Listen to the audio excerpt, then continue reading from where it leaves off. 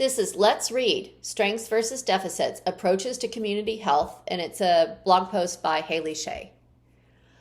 When conducting research on promoting positive outcomes at the community level, there are generally two approaches, deficit-based and strengths-based.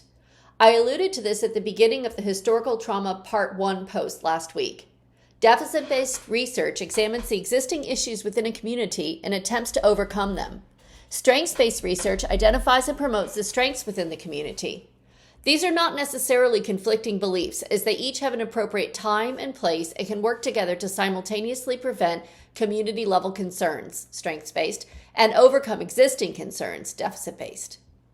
However, most researchers tend to primarily operate from one of these perspectives in an effort to focus on one strategy and create a cohesive narrative. While these principles can be applied to any number of fields, health, linguistics, education, etc., for the rest of this post, I will focus on community health research, as that is the primary goal of the NIPWAYONI Acquisition and Assessment Team. Deficit-based perspectives. Research within Indian County, so this is an article from the United States because we don't use that terminology here in Canada. Research within Indian County is currently and historically rooted in a deficit-based perspective. This perspective focuses on the problems of an individual or community and attempts to identify specific solutions for that problem. For example, when we go to the doctor's office and have a broken leg, we get a cast. The implication here is that something is wrong and there's a specific solution that the individual or community needs in order to overcome that problem. This is particularly helpful for acute and straightforward problems like a broken leg. However, when applied to more abstract and complex community-level concerns, like community health, this tends to not work as well.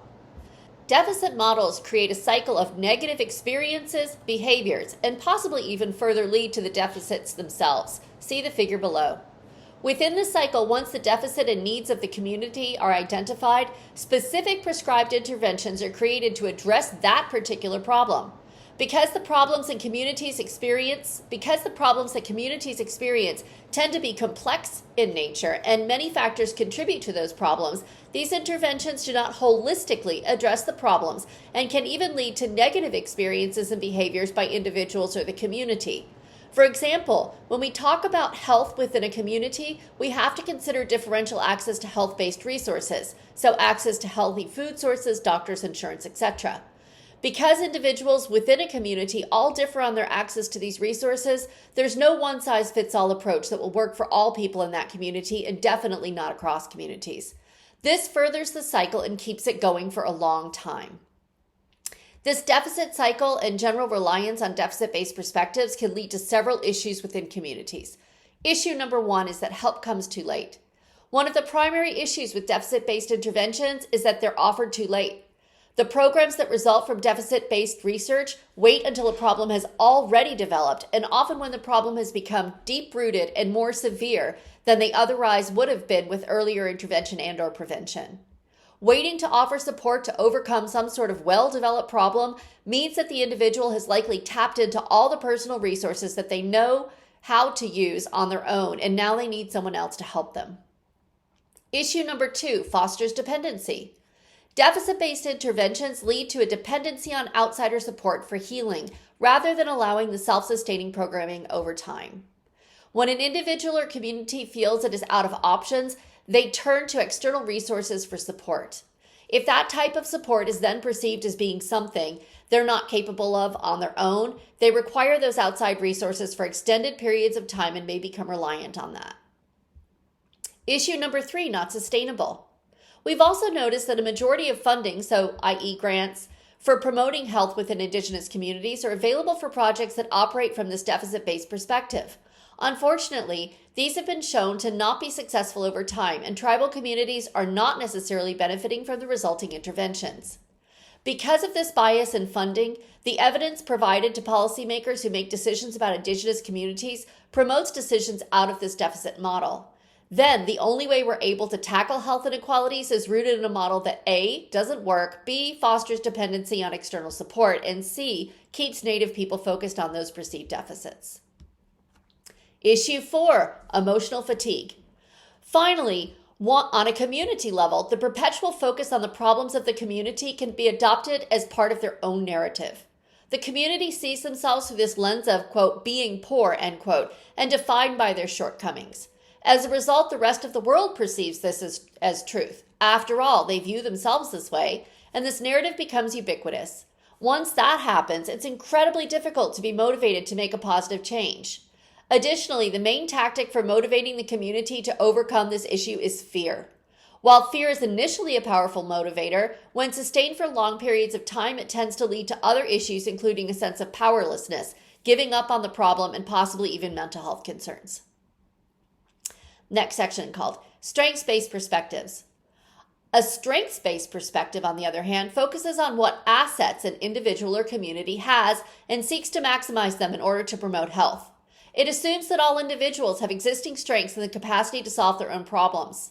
It does not ignore the very real and sometimes very large problems that exist within people's lives, but assumes that there are many resources that the individual has to be able to overcome any of the obstacles that they may face. In a strengths-based cycle, the identification of strengths enables the individual or community to have the ability to discover new strengths on an ongoing basis. See the figure below.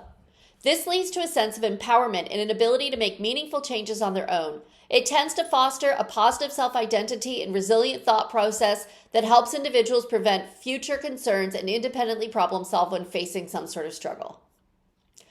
So the first benefit of this strengths-based perspective is it externalizes the problem. Strengths-based perspectives do not view the individual or the community as the source of the problem, but rather suggest that the individual or community is being impacted by a problem. This externalization of the problem removes the blame, responsibility, and shaming that tends to only hold people back from being able to express their resiliency. It allows us to examine all the cultural, sociopolitical, systemic, structural, and economic factors that have an impact on community health and appreciate the true complexity of the problem. Benefit number 2, empowerment. Because this approach focuses on the strengths of a community rather than weaknesses, it gives communities more confidence in the face of challenges. Communities feel empowered to begin with the knowledge systems that have enabled them to be resilient throughout time and build from there. Digging deeper into these inner strengths allows individuals and communities to also see other strengths that they didn't previously view as strengths. Benefit number 3, capacity building. Within a strengths-based approach, there's a lot of room for growth. Building the skills, tools, and thought processes that help communities to be successful in their journey of living well is a long process that is never achieved. With this growth mindset, communities can continue to innovate, improve, and build their own structures of support over time. Influence in NAAT work. From the inception of NAAT in 2012, we've always taken a strengths-based approach to our assessment work. Practically, this means that rather than collecting data on rates of diabetes, substance abuse, domestic violence, and other problems that may exist within our community, we focus on the many strengths that we do have and identify how these strengths impact the community. In our eyes, these strengths include, but are not limited to, our language education and cultural programming, long-standing knowledge and value systems, the people within the community itself, and tribal leadership. By focusing our efforts on promoting these many strengths, we have seen continual growth within the community. Literal growth with ever-increasing enrollment numbers, but also growth in identity formation, sense of community and connectedness, academic attainment, and engagement, knowledge, and much more. In conclusion, health-based research for Native communities is a complex topic that's best served using a strengths-based approach. By examining the many assets, strengths, and resilience of tribal communities, we're able to empower them on their journey toward living well. For Maya Miyake specifically, this approach has assisted us in continual growth of our language and cultural programming over time, ultimately resulting in positive outcomes for our community. If you would like to read more about NAAT, please see the following publications and web pages.